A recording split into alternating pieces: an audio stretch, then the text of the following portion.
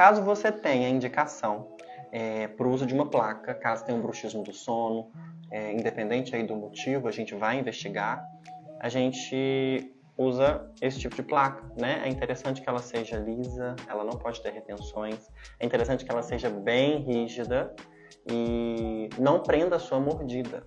E essa placa, a gente tem vários tipos de espessura, e as espessuras vai ser conforme o seu problema.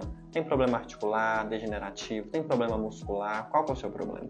Então não tem muito uma receita, a gente precisa de você, a gente precisa do seu histórico para determinar qual será a espessura e qual, além da placa, vai ser aí o plano, controle e tratamento para você.